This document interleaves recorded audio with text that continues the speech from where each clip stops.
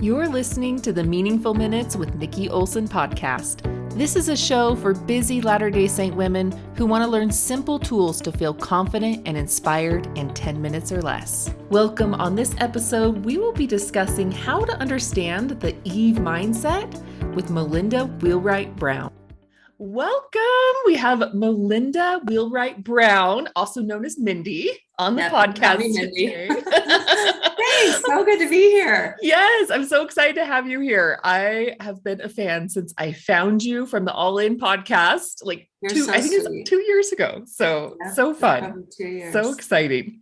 So tell our listeners, if they don't know you, a little bit about yourself, a little bit about your family, what you do, things like that.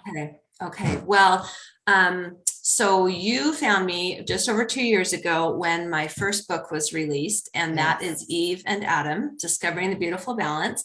I did that with Deseret Book, and it came out in really the end of March 2020, literally the week that COVID shut the world down. Oh, it was? Oh my heck, I didn't know that. Yes, my last outing before just the shock of thinking, wait, what is really going on here, was to Deseret Book to get a picture with my book on the shelf.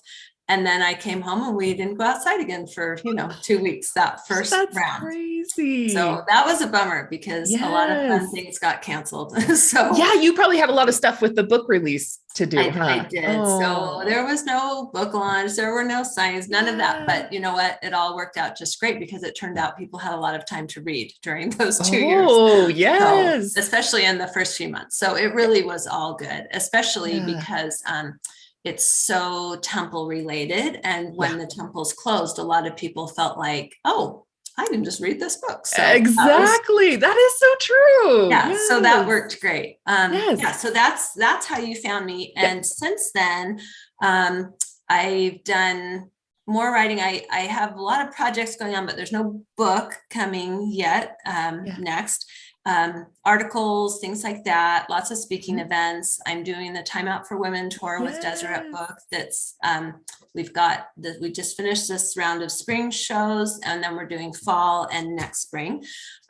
Really fun. I had never done that before, never attended, nothing like that. So, you never attended? Oh my goodness. No, I'd never attended. I am a diehard BYU Women's Conference fan. So I had been doing that for about 25 years, but Time Out for Women's a little bit different. So I had a steep learning curve, but it is so fun. And they just have created an outstanding program. So if anybody can fit in a time, it's really worth your weekend. It's so fun. So, I want to come. The Salt Lake one in November, right? Are you going to be at that one? Yeah, we have a few Utah ones in the fall. I think we hit Layton, Salt Lake, and St. George all in the fall. So but lots of places all over the place. So check it out. And other than that, let's see, I have been married for 32 years almost. I have 4 grown children, all between 20 and 30. So in a really fun stage of life. I have 3 darling little grandsons, 3, 2, and 1.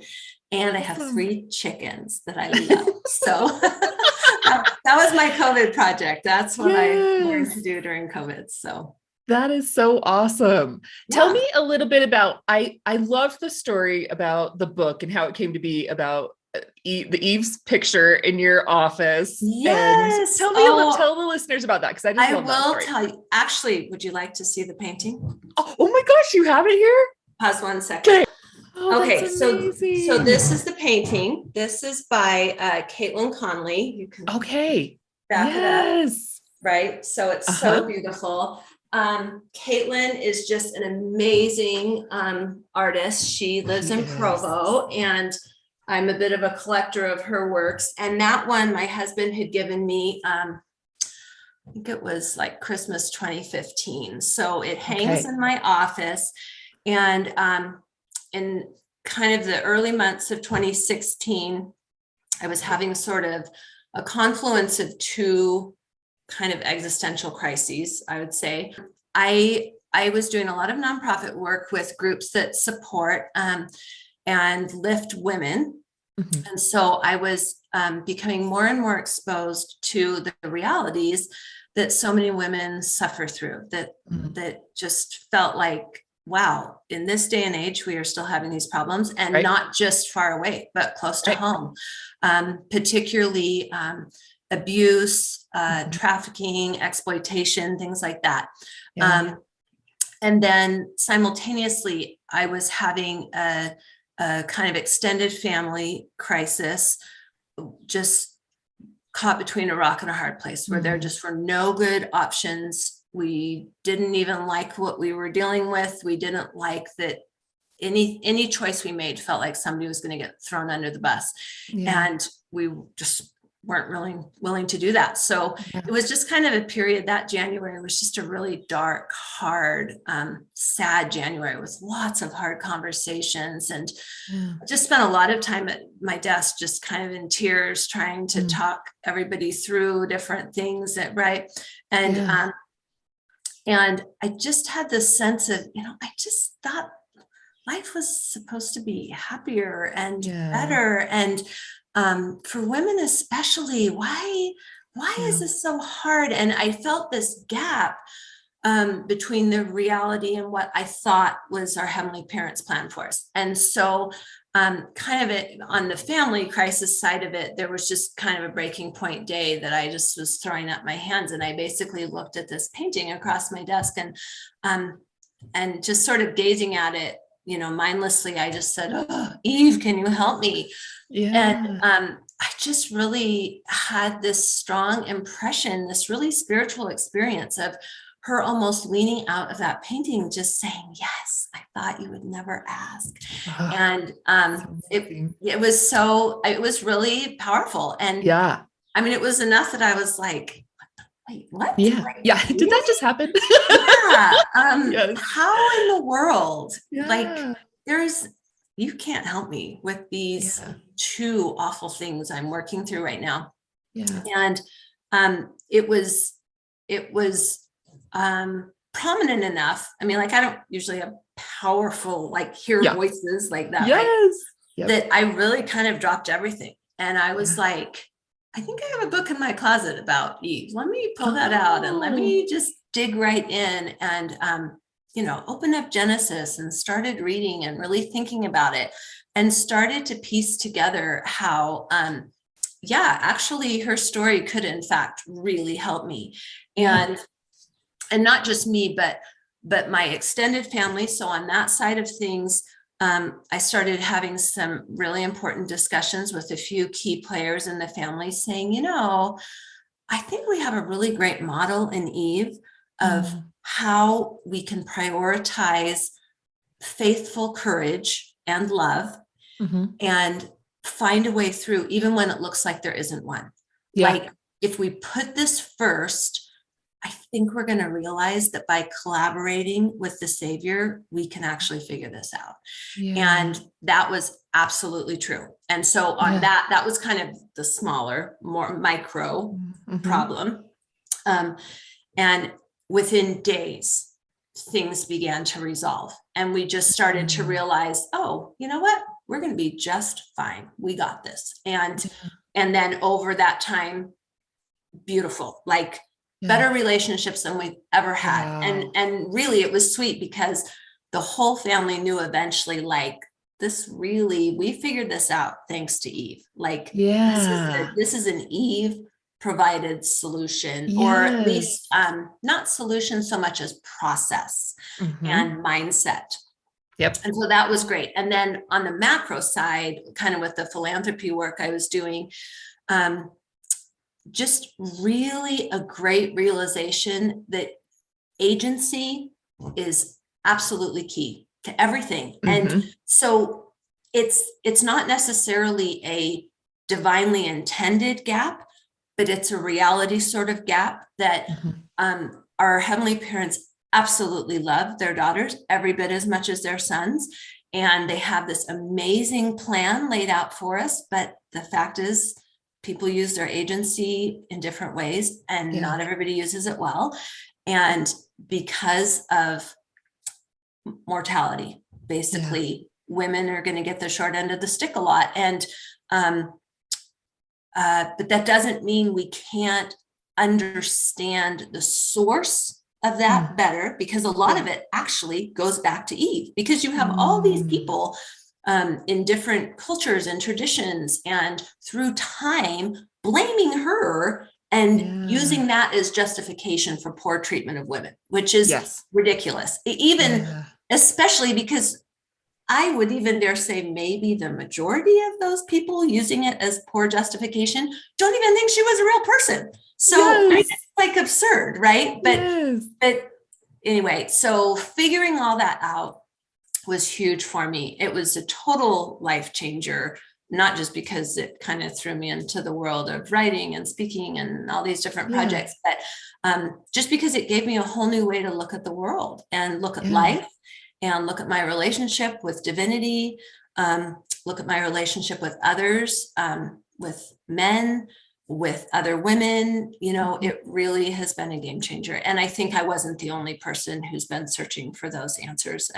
I mean, it was like a dam broke, right? And once I really dug into the research, which I spent a couple of years on, it was like women especially just were coming out of the woodwork, sharing their questions and their stories. And the more I shared and the more they shared, the more apparent it was that we could really all benefit from kind of a toolkit of everything we know about Eve and her story, and what's been taught about her prophetically, apostolically, and ways to apply that better. And so that's really what I set out to do. And hopefully that's kind of a void that my book is filling right now, until the next one comes along, which I can't wait. Like let's get lots more books about Eve. So I think, no, that would be so fun. I love it. I love that, like how knowing her story for you just changed your perspective, changed everything for you. How do you think that for other women, knowing Eve's story can help them in their lives? Like, what is it about just knowing who she is and what she stood for and what her decision meant for us? How does that help us? Yeah. Good question. I do think it helps immensely on several different fronts. One is, like I said before, kind of getting to the source of so much of the mistreatment of women. So at the most basic level, it's really recognizing, understanding, and believing that she is absolutely to be revered and honored. What she did was a very brave thing. It was done out of love, and it was done very tightly collaborated with the Savior. And so that part is huge. So right off the bat, that changes everything, because we see her as heroic instead of troublesome or damaging or evil, heaven forbid, all those sorts of things. Right. So that's huge. And then another piece of it that I think is really, really important is wrapping our heads around the difficult decision she had to make, where she had two mutually exclusive choices. Some people think of them as conflicting commandments. We sometimes hear it talked about that way. That a lot of times feels unfair when we are looking at her story. But it's really fascinating, because that is the most common thread in every human's life, is that we all have conflicting choices like that, right? Even conflicting commandments. I mean, that was really our family crisis, had to do with two commandments that we felt like, wait, how do we do both of these at the same time? This is really hard.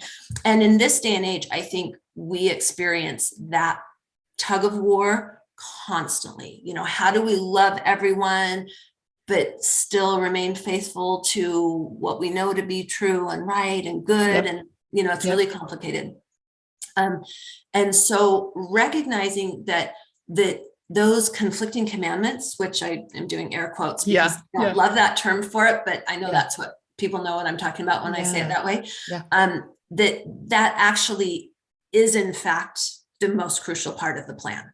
Like, we have to be put into a decision where we have to make a choice, because it's by making choices that we learn, that we figure out what matters more to us, what matters less to us, what feels good, what feels bad, what is a blessing that brings us closer to Christ? What is a deterrent that pushes us away from Christ? And life is just all about practice and experience and learning. And, their story really makes that so crystal clear. I mean, until they stepped out of the garden and began experiencing these things, they were not making progress. They were in a very static, even stagnant state, which is no fun. I have to think that at some point, and of course, we don't know how long they were in the garden. We have no sense of that. Sometimes it's portrayed as within a few minutes they're out of the garden, or within 5 verses they're out of the garden, but it could have been eons, right? And I really have to think that at some point Eve was starting to say, you know what, I'm getting a little bored. Like, let's do some hard work. Like, there's not a lot of work here to be done, and I don't feel like I'm progressing. And so I think that was a big piece of what nudged her into doing something about it, and really thinking hard about, what's the next step here? And I think women, we understand that so well. We so often get to that point where, like, we know that we're kind of ready for the next thing. We've gotten comfortable where we're at. We've kind of gotten to a plateau, and it's kind of time to get off that plateau and start climbing the next mountain, right? And I think that's what she felt. And she just was so brave about it. And because she knew the Savior, and I believe her heavenly parents so well, I really think the garden was a tutoring time that she was working with all of them, that she and Adam were getting all sorts of excellent training, but book kind of training, not experience kind of training. And there's a big difference. So, all those things, I just think really, boy, it's a game changer when you see it differently. I so agree. I think one of the things that I see working with women a lot of times is we understand that opposition is part of the plan, right? Like, that's what was enacted there, was opposition, but we don't like it necessarily. But what I see women doing a lot of times is trying to stop opposition from happening. Like that there's something wrong with them or something bad because opposition is occurring. And when you can look through that lens of Eve, recognizing opposition must exist in order for me to have growth, in order for me to become, right? Then when we encounter opposition, we don't start feeling that guilt or shame that that natural man creates inside of us, right? Because we understand the purpose, right? That there isn't anything wrong with us because opposition is coming. It's part of the plan of salvation. Yes. I couldn't agree more. And I was actually just pulling up a thing here on my screen to mention a few things that I love to offer, a few synonyms to that opposition. Okay. Because so often opposition in all things sounds bad, right? And really problematic. But I think it helps to look at it as contrast in all things, or comparison, or differentiation, or tension, or balance, or harmony, right? To see it in some of these more positive connotation terms that we're familiar with, and kind of let go of the negative connotation that opposition has. Because when I think, when we can see it that way, we can see just how beneficial that is. Like when we have limits placed on us and parameters placed on us, one of the beauties of those is we get so creative. Nobody ever gets creative if you don't have limits that you have to work within. And it's actually, in some ways, it's not so limiting. In fact, total freedom is limiting because, like, we don't even know what to do with ourselves, right? Right. Like, too many choices is choices. Like we are in a finite state. And so we need finite things. We need some things with borders, boundaries, things like that. It just makes it just makes it more valuable, the experience that we're having. I love so that's one way I like to think of that. I love that. And that's kind of the second part of the title of your book, right? Discovering a beautiful balance. So really what you're saying is discovering opposition, discovering that contrast, that tension, that's all of those exactly things. Right. Yes, that's exactly right. There are so many different ways that we can look at that. I mean, we see that balance in think good and bad, male and female, easy and hard, work and recreation. I mean, everywhere we see that those opposing forces that allow us to learn and grow and be creative and progress. So it's totally important. And actually, that's why the subtitle doesn't say, it's not discovering their beautiful balance. It's the beautiful balance, because there are so many different aspects of balance that we're figuring out in mortality, and not just a duality of good versus bad. I think that's another really key thing, is that it's not nearly that black and white. It's finding harmony in all the different variations in the middle and variations. Yeah. It's like, it's not just one spectrum. It's like a million spectrums kind of all on top of each other and woven together. So that's kind of how I see it. I love that. So on your title, now we always say Adam and Eve, right? Yours is Eve and Adam. I love that. What was the purpose in that? Tell me more about naming the book Eve and Adam. Yes. Well, so I originally, intended it to really be a book focused on Eve. It was really about Eve. And some of the earlier working titles did not include Adam's name. And we felt like, as we were getting closer to the end of kind of the publishing process, and we were still trying to land on just that right title that everybody was really happy with, one of the ones I proposed was sort of the reverse of what the final is, and it had Eve and Adam as the subtitle.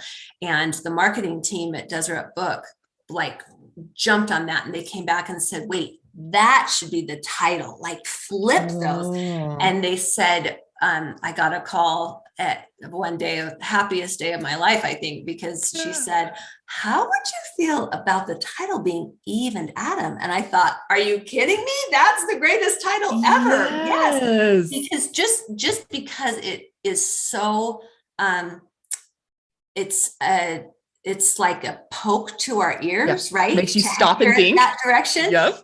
It immediately lets you know that the book is going to propose that, oh, maybe they're so balanced that we could kind of go 50-50 on whose name comes first, right? And I think it's one of those things, if that catches your ear, it's a sign that you don't quite have the balanced yet. Yes, right? So true. So that's just one of the fun parts about it. But ultimately, I am so grateful that we included Adam's name in the title, because their relationship and their marriage and partnership truly, to me, has become the absolutely quintessential mortal model for what a beautifully balanced relationship between a man and a woman can be. It's hard. I think they had a lot of advantage from the very beginning, because they didn't have all the influences we have pushing on us.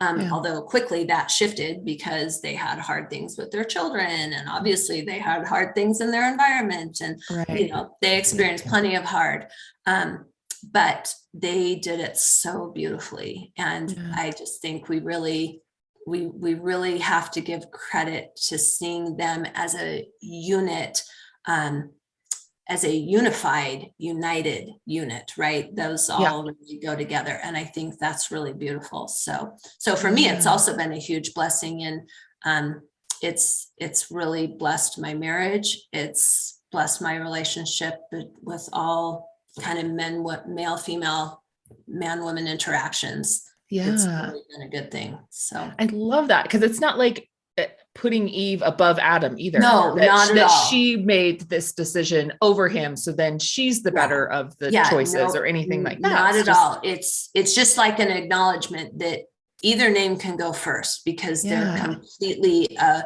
beautifully matched, beautifully paired duo. By no means does his name need to come first. It can be back and forth. And in fact, we really tried hard throughout the book.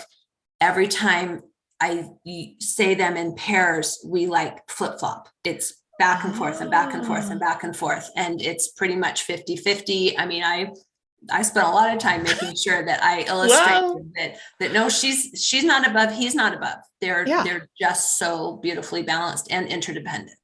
Absolutely. I love that. I love thinking about her story. And one thing that's really kind of confused me, and I think you probably have some wonderful insight in this, is that we know that Eve understood that this choice had to be, right? Like I need to use my agency to go against one of these commandments, right? And to start this process and help everyone experience the plan of salvation in this way. But when we read in Moses, right, when they're asked about their choice, like, what were you guys doing? What were you thinking? Yeah. And she says, the serpent beguiled me. And I always am confused by that, because then my mind goes, well, yeah, he was, saying these things, right? He was telling you these things, but also you made a choice, right? And you understood the wisdom in this choice. And this was the choice to move forward. So what do you think the purpose in her saying? Yeah, no, that's next to conflicting commandments. That's the other, like, those are tied for the number one questions everybody has, right?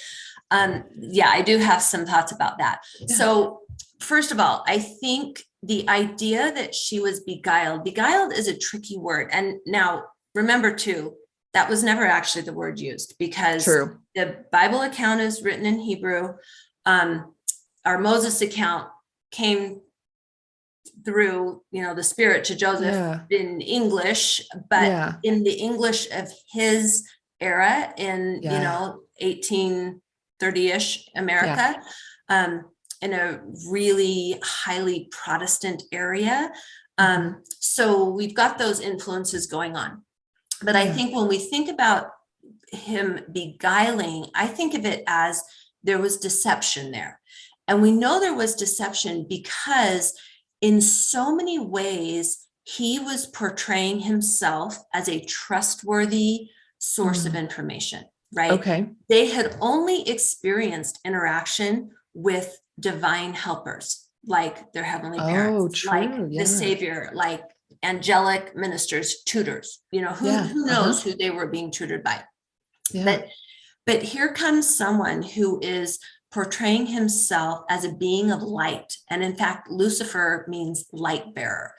And in various places in the scriptures, we have accounts of him, of it talking about him portraying himself as a being of light. Yeah. And so right there, we know like that was the deception. But the other thing that's really fascinating is the way that the Genesis account, and then Moses has stuck with it because there's value in it, presumably, has portrayed this with him as a serpent or a snake. Now, let's say, make sure everybody is on the same page here, that there is some amount that's literal in this story, and there's some amount that's figurative. And we have no idea what that balance is. But some have speculated, some, say, general authorities have said, probably most of it is figurative, right? Yeah. Not literal. So then we have to say, well, why would he be portrayed as a serpent or a snake? Like, what is that trying to tell us? And one of the most fascinating things that I've read a lot about, and that there's been a fair amount of research done about, is how a snake image has represented Christ at various times and to various degrees. So the most simple thing that you're probably familiar with is Moses holding the snake on the brass pole, right? And that they're going to look to it to be healed. Well, that's because that was a symbol of Christ. And so that piece of the figurative story is really helping us get a clue about just how deceptive he was being. He was portraying himself as a Christ-like figure, coming to help them. And he was not helping them. Yeah. He was trying to mess things up. So that alone, regardless of what she did with the nudge, what she did with the information, that was deceptive. Yeah. That true. Beguiling, right? Yeah. Yeah. No, and not necessarily that it was like, oh, she was getting all starry-eyed and thinking he was a genius and, oh, I want to follow exactly what he's saying. I don't think that's what beguilement means. And I don't think that's what the Hebrew means that got translated to beguiled. But the other thing that I think is really crucial to think about in that piece of the story is that there had to be some degree of uncertainty. Because if there hadn't been uncertainty, it couldn't have been Eve's choice. It couldn't have been based on her agency. So let me explain that better with an example. And for those who have several children, I think this will ring true to you, or if you know several children, which we all do, right? Yeah. I have 4 children. They're all great. I love all of them. But one in particular is just such a good girl. Like she just wants to do the right thing. She wants to do exactly what mom and dad want her to do. She would love us to tell her what to do in any hard circumstance because she just trusts that we'll tell her the right thing. And she's great with that. Do it. She'll just do what we want her to do. And so on big decisions, it becomes a really major challenge for my husband and me to just have a poker face. Like we can't let her know what we think about this because she's got to decide for herself, like things like where to go to college, who to marry. Well, she's not married yet, but some of the other kids, whether or not she should do a study abroad program, things that we know from being further on down the road in mortality that great. I mean, really? Continue. Like, they're all going to be hard. You're going to be able to learn from all of those. So sure, if you want to do a study abroad there, that's a great idea. I mean, occasionally you're going to get a strong prompting that, oh, bad idea, back up, not a good idea. But so much of the time, I think the Lord is just saying, you bet. Sounds great. Like take a step forward, see where it goes, learn from it, and then readjust, right? We're just always recalibrating. And so for those really obedient, amazing children, you've got to have some uncertainty there and you've got to stay out of it or they will not use their agency to do it. And what we know about Eve is that she was an absolutely remarkably valiant spirit, as was Adam. We know more details about Adam, but we know prophetically that she was like unto Adam, that she was like him. So that tells us, and I've got all that there in the book. That's I think a really great thing to think about. But if we're looking at it as, well, if she's just like him, then she is super valiant and wants to be obedient and wants to do the right thing. So it was crucial that she not be absolutely positive which way this needed to go, because had she been positive, it wouldn't have been her agency. Like, if she knew, she just would have said, oh, I'm supposed to do this now. You bet. I'll do this now. Right. That uncertainty was crucial. Just like uncertainty is so important in our learning process through mortality. We have to not know what will come of our decisions. Most of the time, we need uncertainty. So in fact, there's an excellent book that I just love by Peter Enns. It's called The Sin of Certainty. And it touches on this really well, like how crucial uncertainty is to the plan of salvation.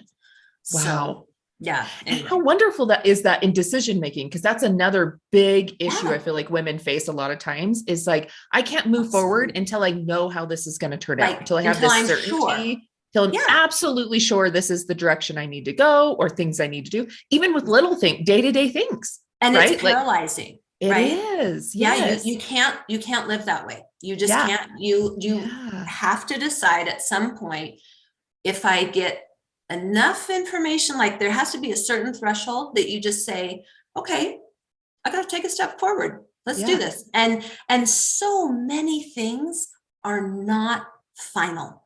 Most things we decide in life, we can actually back up if we need to. And I think that realization is huge. Once we make sense of that piece of the puzzle, everything can change, because it gets easier to make decisions. If you think, I can take 3 steps forward, and if it's not feeling good, I can take 2 steps back and redirect. Yeah. And, we don't have to jump in full force. Yeah. That's okay. That's totally okay. It's about practice and learning. So it's okay. Oh, I love that. That is so amazing. Yeah. It's the uncertainty that she needed to have. So she was still uncertain when she was talking there, and she was saying, I'm not really sure if this is the right choice, but I was talking to this guy that said, and I think it just was a nudge. I mean, I think it was a nudge that she needed to consider seriously, like, you know what, maybe I should do that. Maybe it actually is time to do that. And, another piece of that part of the story that I think we can understand pretty well from our own mortal experiences is you've got like the 2 halves of things we're supposed to do and supposed to not do, right? So if we think of it on the sin side of it, and I hate to do that, because in no way is what she did a sin, right? It was a transgression in that she was crossing over a threshold. That's why it's called a transgression.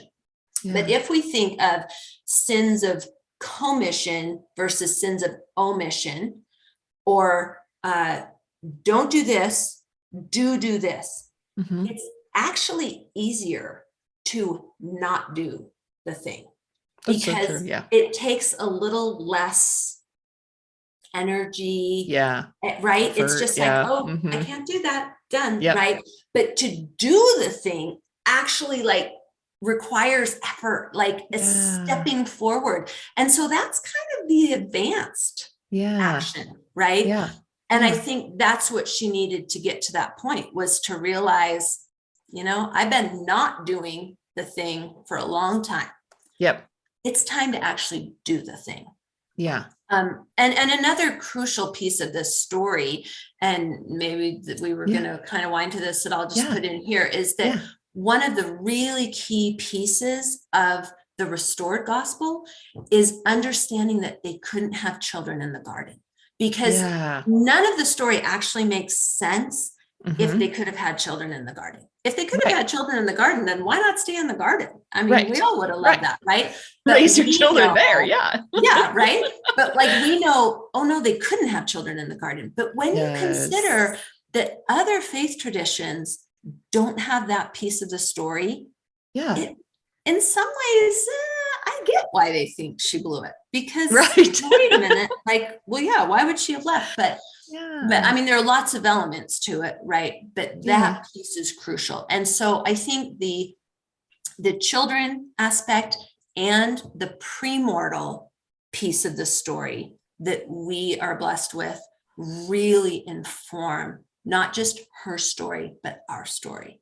And that's huge. That's huge. So I would just say, kind of as a tangent there, when I started this project, at first I didn't even think it would be a book, but once I felt like it would be a good book, I really hoped to make it a non-denominational general Christianity book. But there was no way I could do that and do her story justice, because without including those 2 details, I don't think her story makes sense. So I don't blame people for not understanding it, but I'm super grateful that we have those pieces. And I think in discussing it further than with other faith traditions, it actually really resonates with them. And I've had some really inspiring, uplifting conversations with members of other faiths who feel like, oh, that feels right, that she was brave, and it is all about learning. And we had to be on this earth, and sometimes we think kind of a funny piece of it is we all talk about, everybody knows that they were commanded to multiply and replenish the earth. We weren't commanded to multiply and replenish the garden.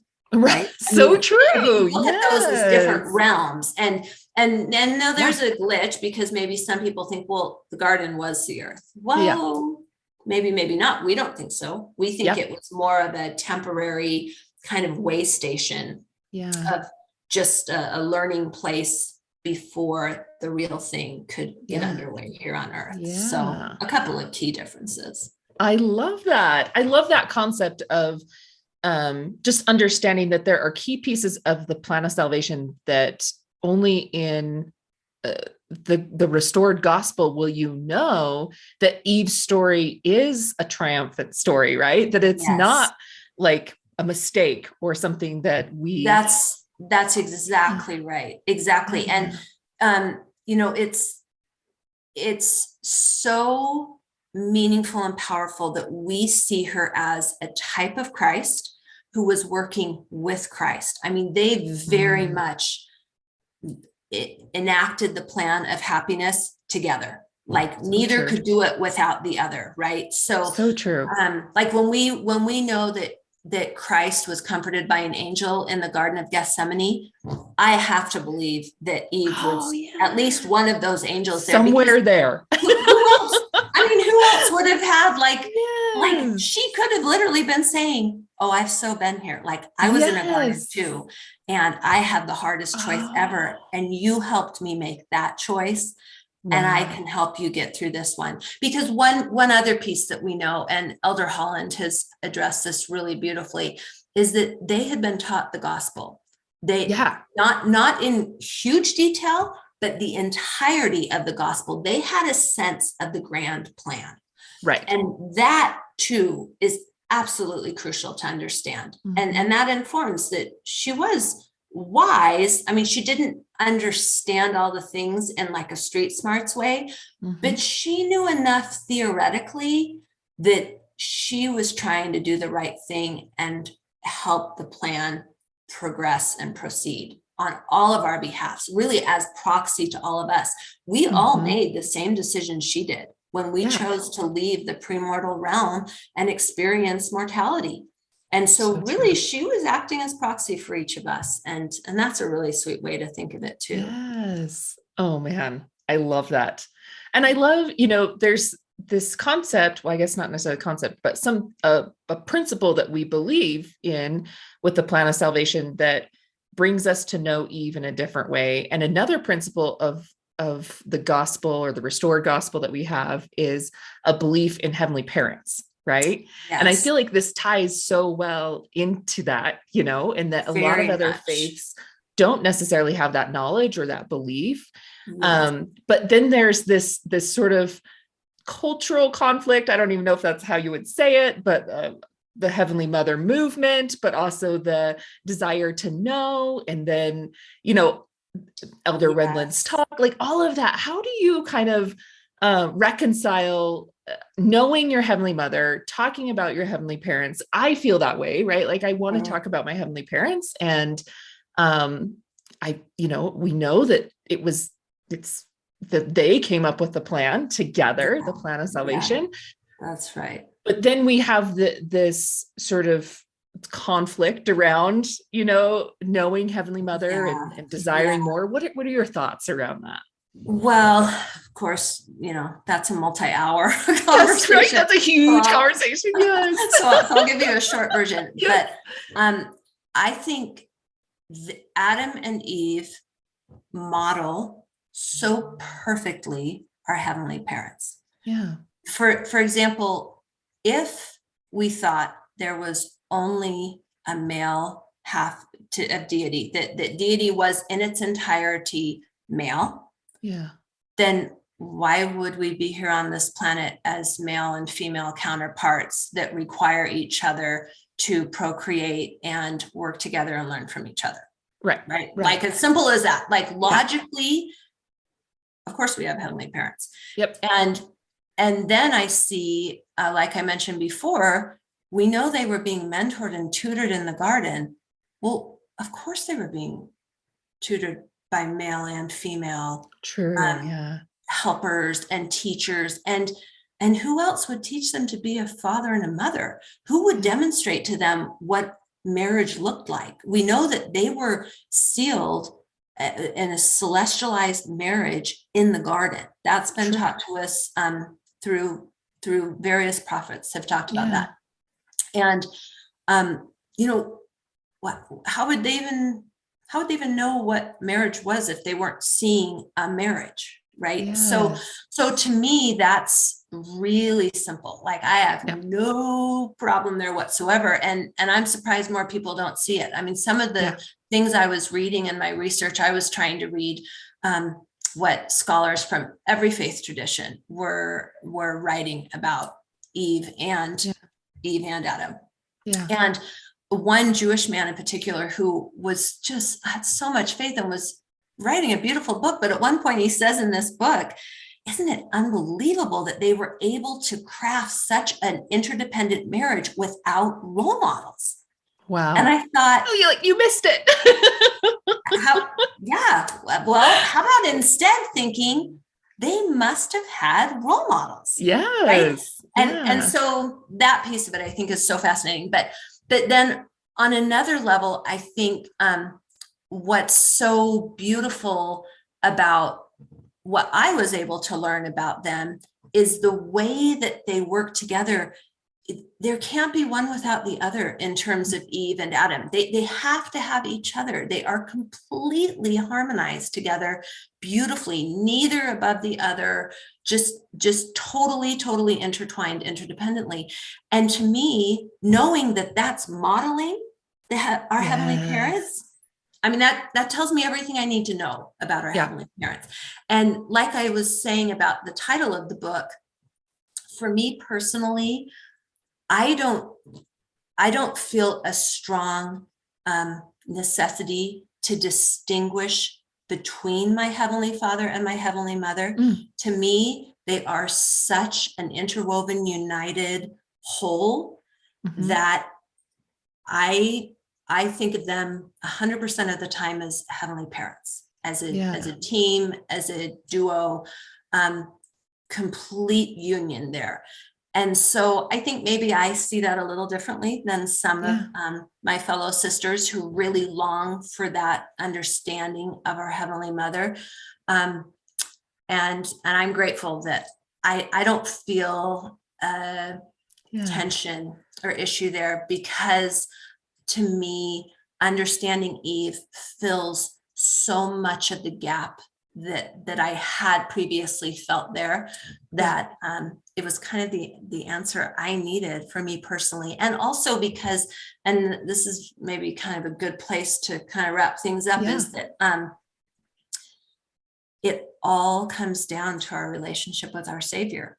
And I think, we have this beautiful mortal couple in Adam and Eve.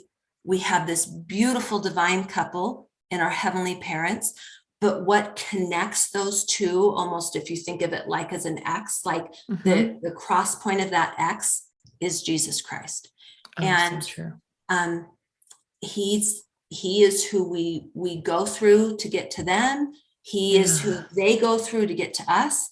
And at this stage of my existence, really, I just need to focus on him.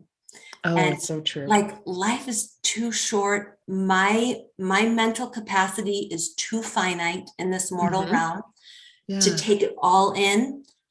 And really, life is too hard to try to divide my time worrying about all these different pieces of the divine puzzle. It's more valuable. I find I get more bang for my buck, if you will, just focusing on him. And that's where I'm at right now. And in my mind, I just frequently hear the voice of Elder Anderson, who gave that beautiful talk a few general conferences ago, where he said, if the world is going to talk about him less, who will talk about him more? We will. And to me, that relates to, I can divide my brain space thinking about a lot of things, but these days, I think I just need to devote it all to thinking about him.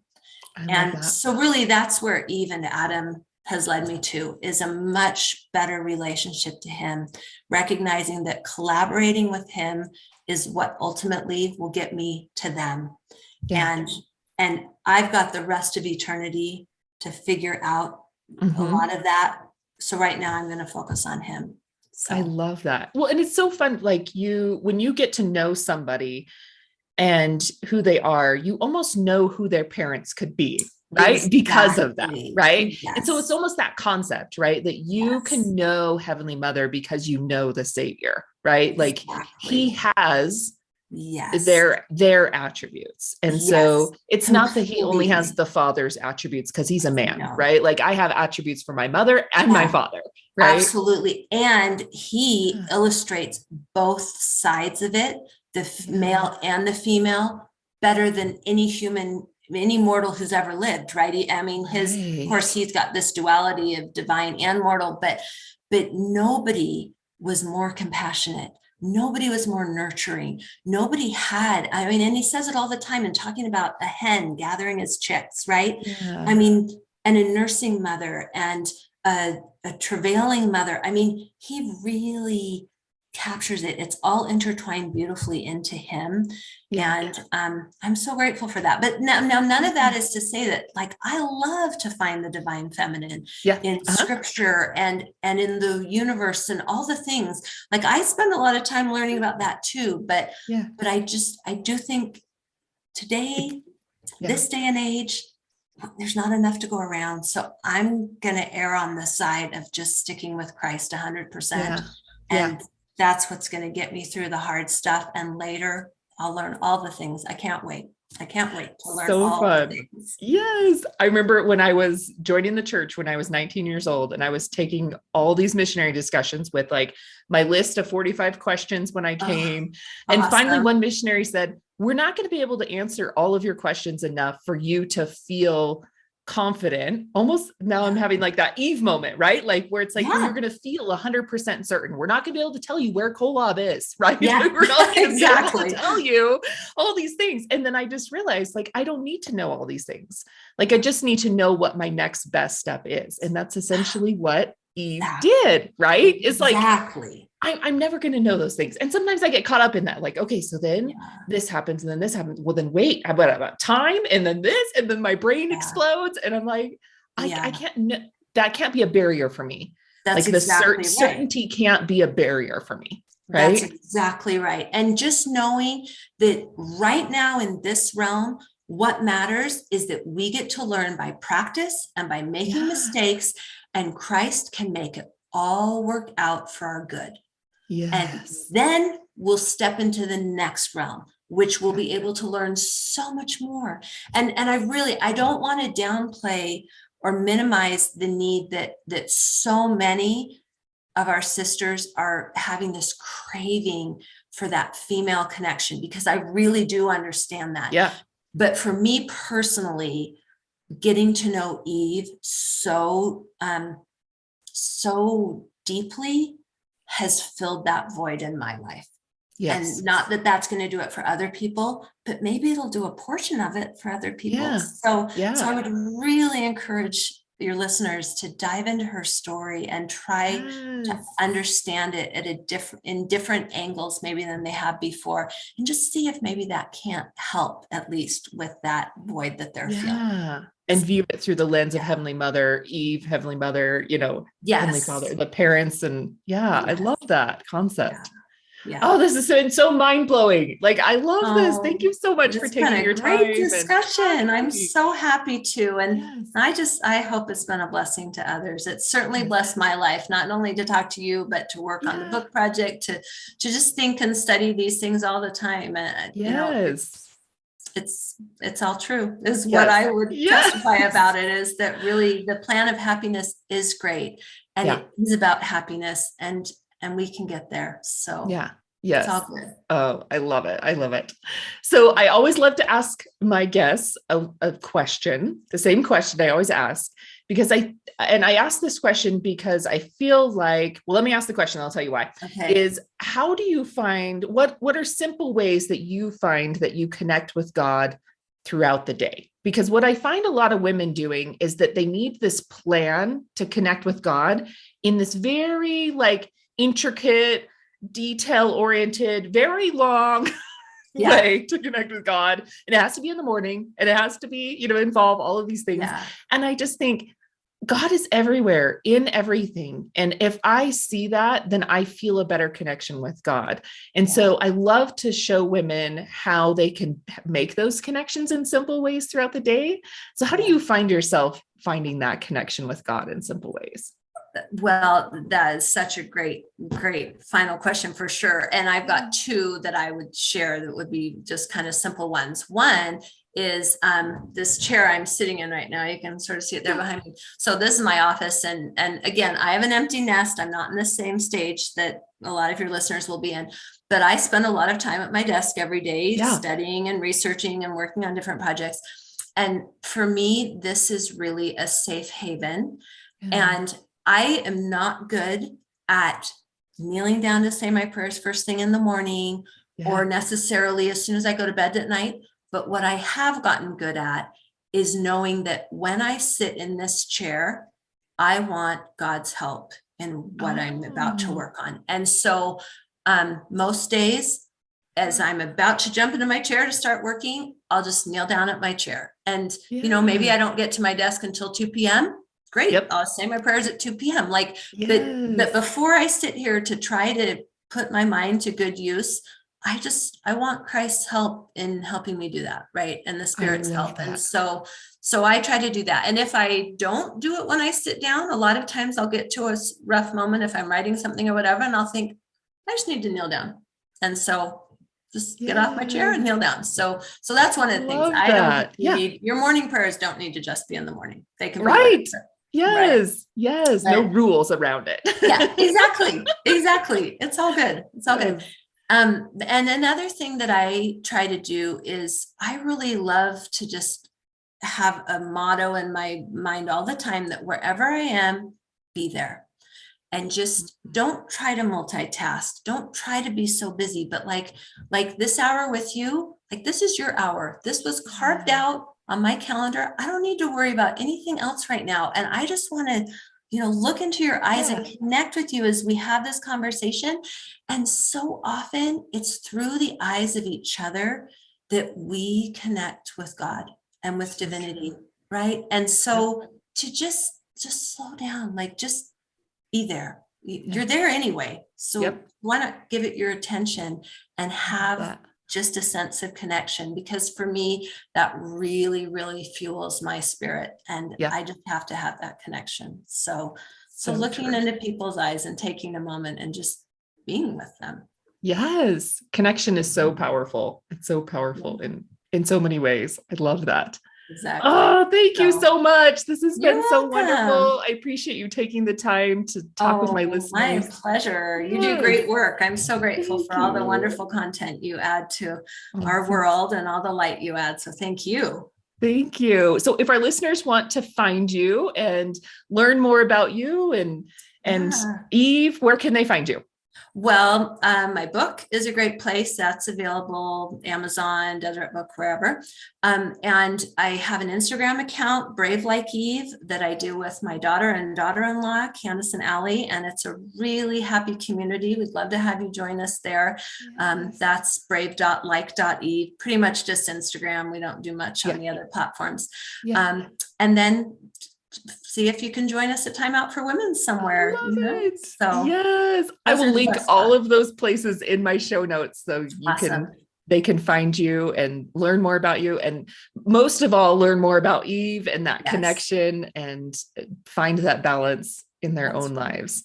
I love that. So good. Yeah. Thank you. I hope these minutes you spent with me were meaningful, helped you feel inspired, and more confident. If you liked today's episode, check out the show notes for links to other episodes you might like too.